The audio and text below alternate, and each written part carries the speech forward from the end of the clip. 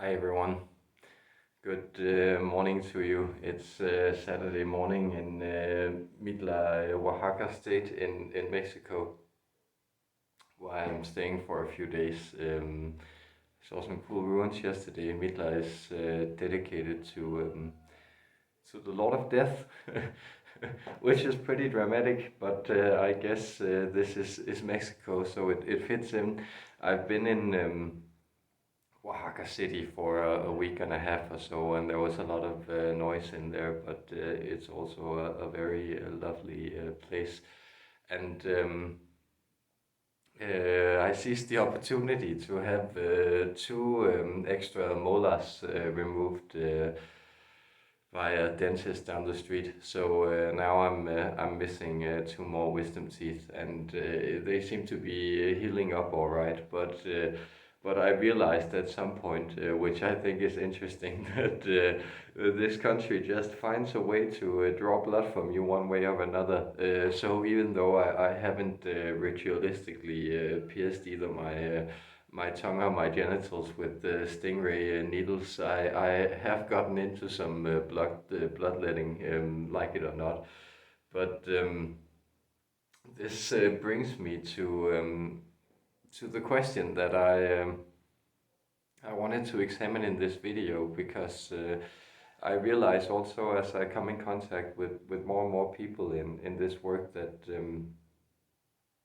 like there's a lot of hardships on the ascension path, and not only my own, but people's in general, and that's not to say that there's perhaps an element of misery that's ubiquitous in human life, and that's not something that's particular to people who are on the spiritual path, or working with themselves in these perspectives and ways. But it's rather the circumstance that it seems to be really exacerbated, like very strong crises. And I hope it's okay if I mention our friend Laura, who shared with us on the live stream, for instance, her near-death experience and the complications that arose from that.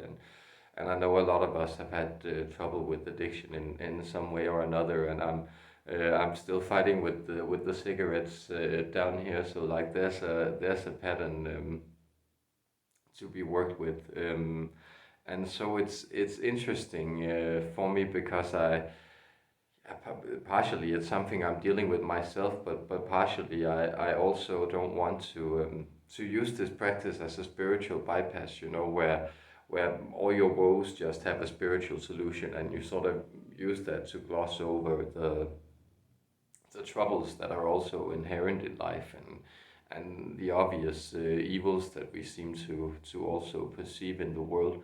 So it's I think it's interesting to get try to get like an angelic perspective on why do we need to be sick, and deal with all these unwanted experiences, and how do they serve us in the long run. And for that purpose, I thought I'd bring in the Archangel Raphael, because he's, of course, the Archangel of healing, and we can all use some healing sometime. So so thank you for being here, and I hope you take something helpful from it.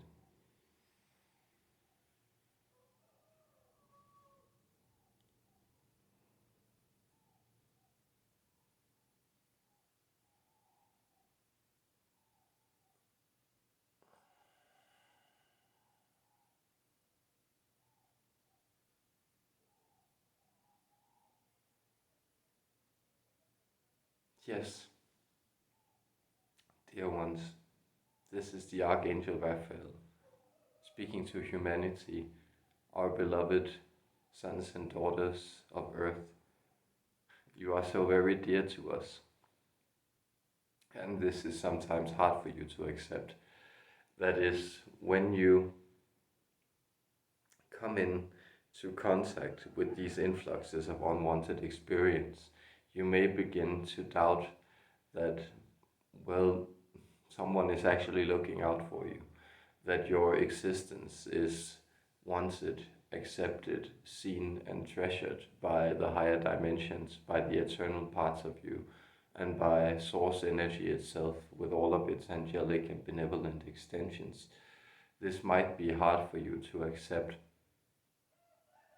but as it has often been explained to you, notice what is the nature of these contrasting experiences between the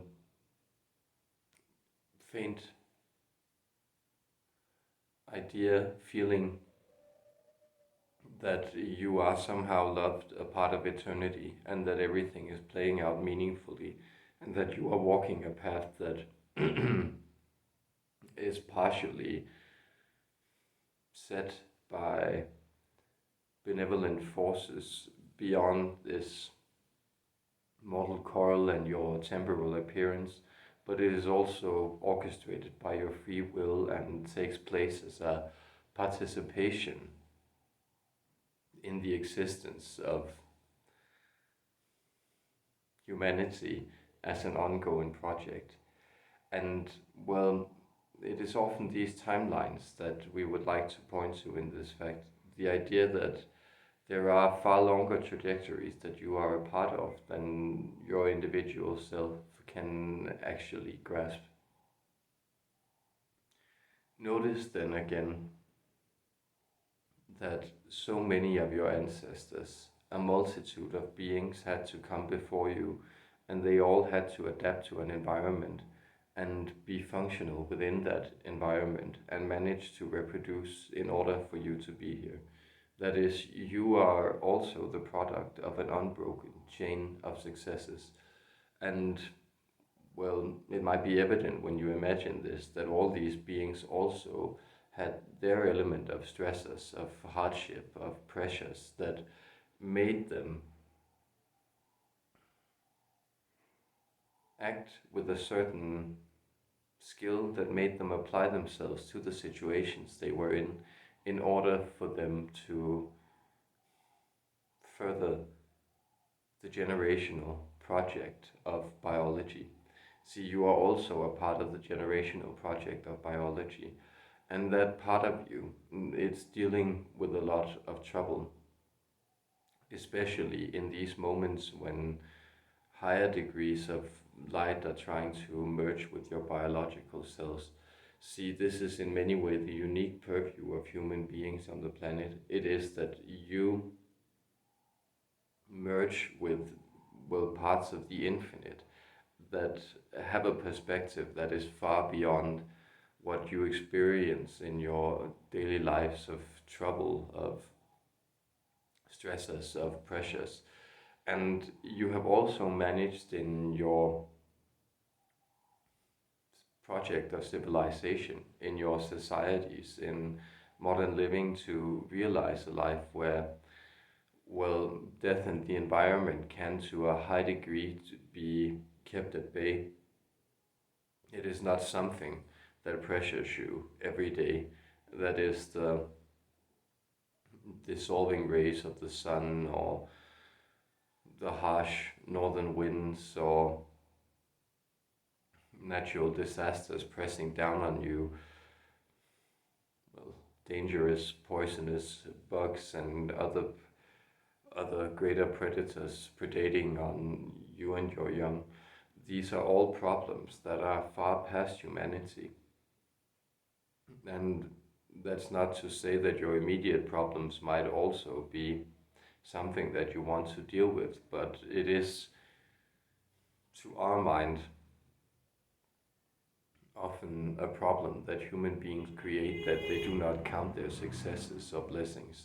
They do not necessarily count all the things that they have moved past in their own lives, and all the things that they have moved past as a collective, in order to be able to deal with these far more subtle and often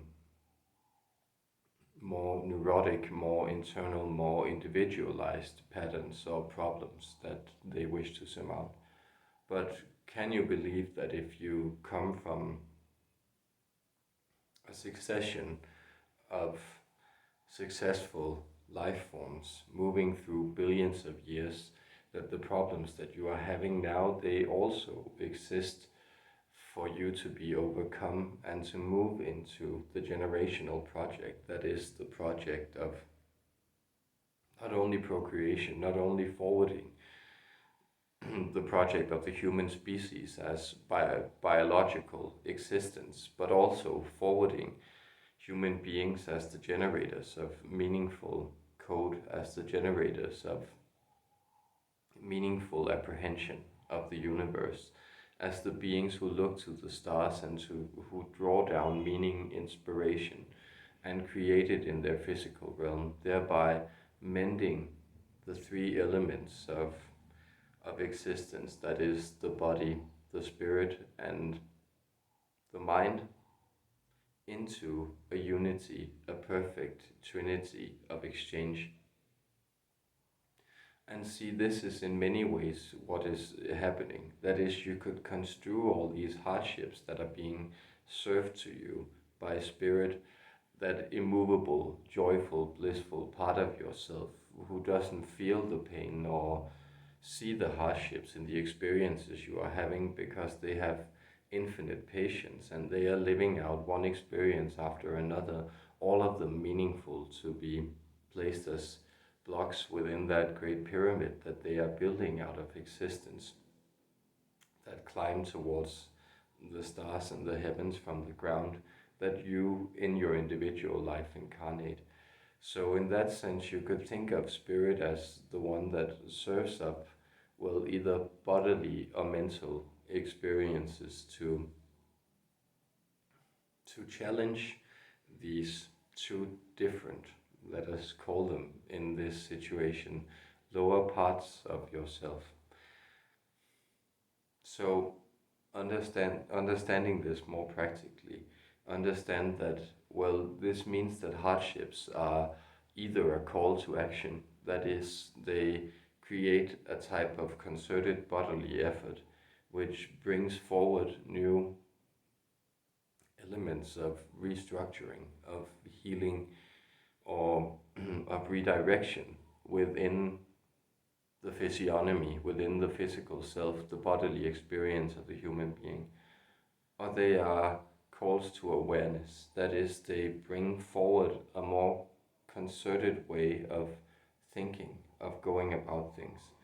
So in many ways, what you may experience when you, for instance, suffer from physical ailments, well, it might be the fact that you are then realizing the separation between the mental and the physical layers, and perhaps even an idea of the spiritual that you glimpse behind this, that is, that there's a part of you who remains still through all these experiences of hardship and all these perturbances of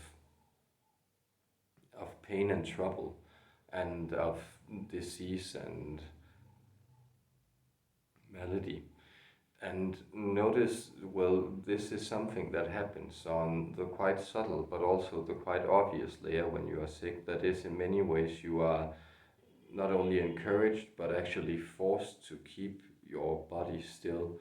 And with that, you may notice that the mind loses its companion in keeping itself active, engaged through this. And this, well, then allows for you to examine your mind, because what often happens, and what is often far more unbearable by being in the place where you have been in an accident that forces you to remain still, or you have undergone medical procedures that force you to remain still, or you have been in a situation that require you to feel an illness in your body. Well, all of these things, they sort of mirror back the fact that your mind is then very apparent that it actually has a problem dealing with this. And the problem is not necessarily that it can't accept where it is at. The problem is that it is constantly envisioning the consequences of that negative state it is feeling and then projecting them into the future. And so there is this element where you are feeling sick, where you develop a type of, let us say, carelessness about the outcomes, because you begin to be grateful for far more minute things. That is, if you have actually, and you know this feeling, if you have had a migraine for 2 days, well, it is the greatest blessing you can receive to simply experience that dissipate. And there you don't necessarily care that, well, a lot of other things may be askew, because none of those problems, they seem as pertinent as the fact that, well, your head is hurting and you can't really stand the feeling of being in your body. And we could also point to, well, mental maladies or experiences of anxiety, alienation, depression, all those things that you know that you might also think of as perhaps more modern expressions of the human condition.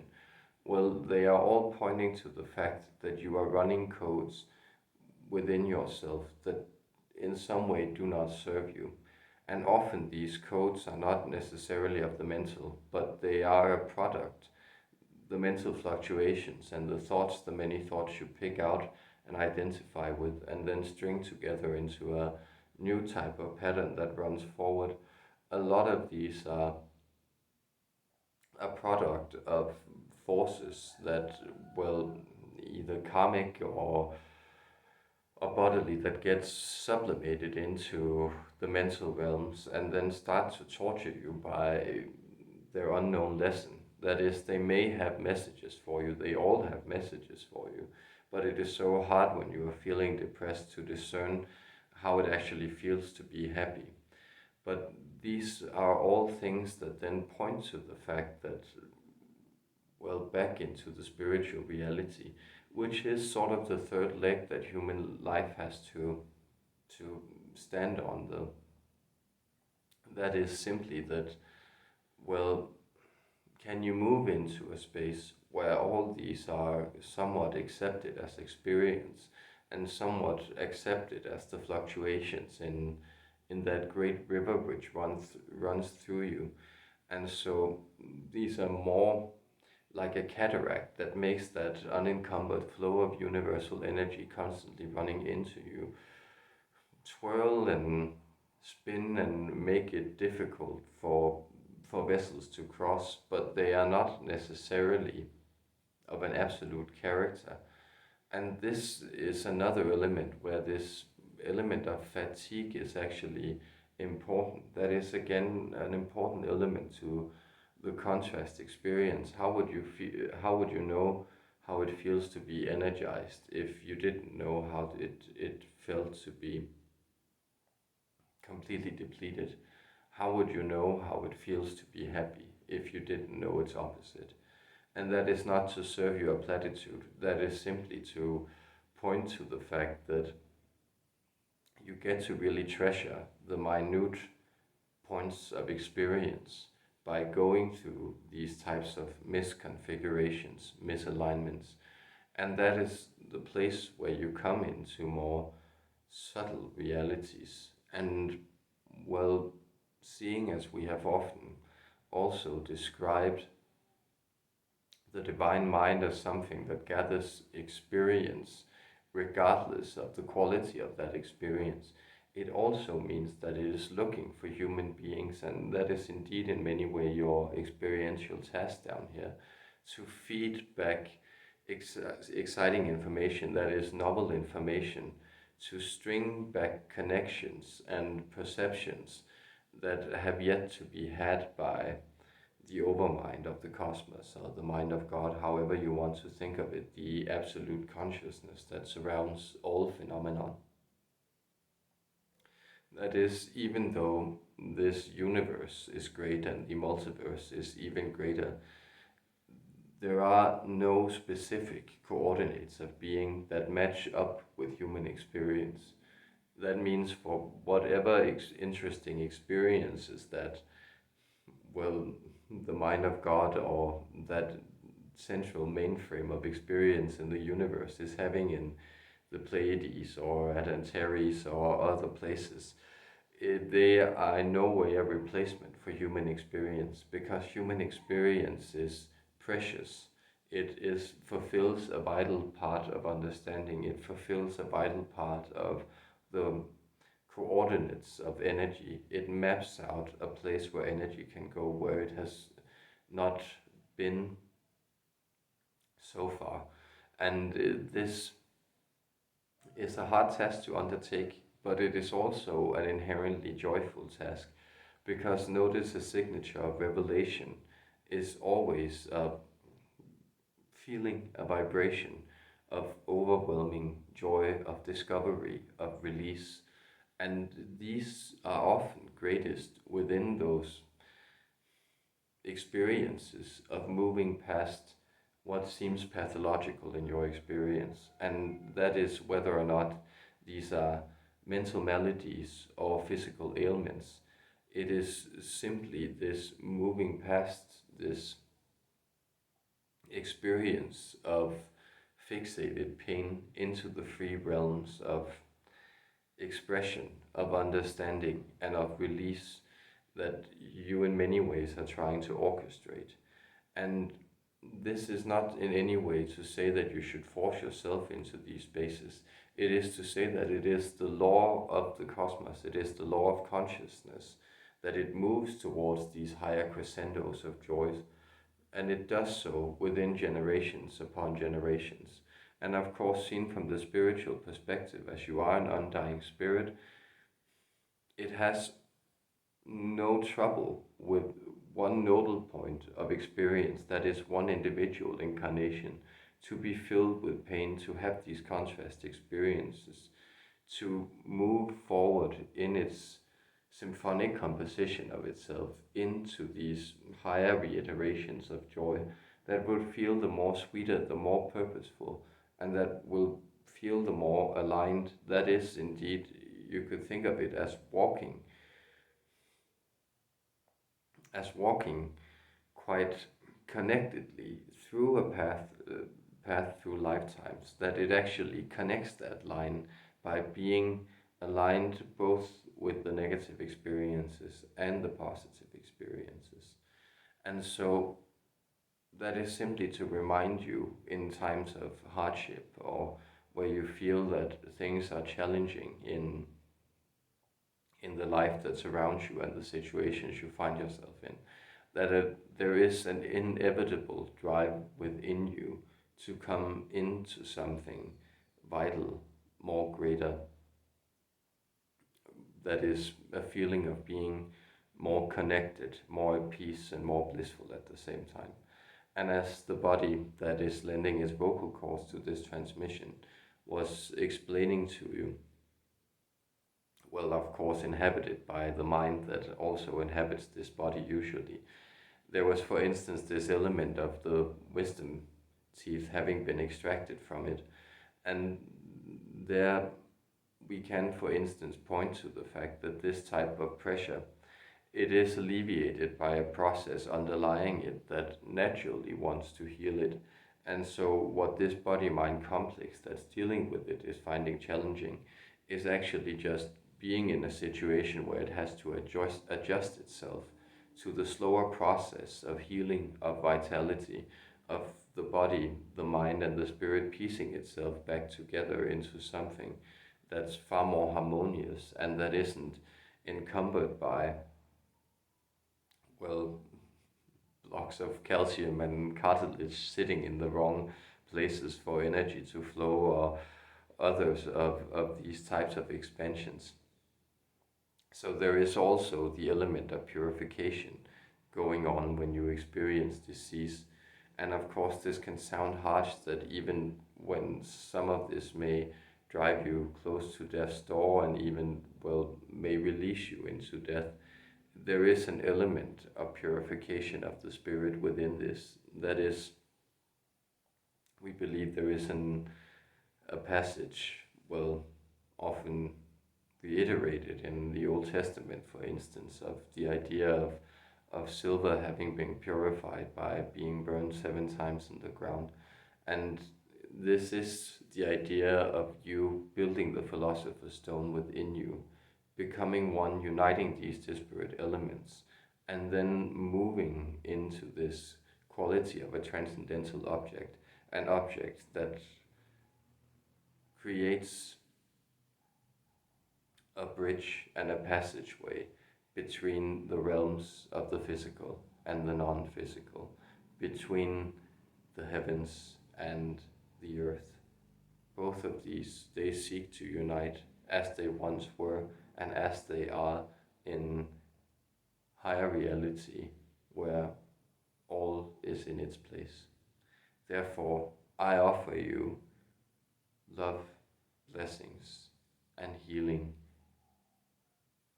I lend you the aid of the heavens. I lend you my aid as the Archangel of Healing, and I lend you the assistance of all benevolent spirits that may want to come into your experience at this point and help create consciousness, awareness, concerted actions,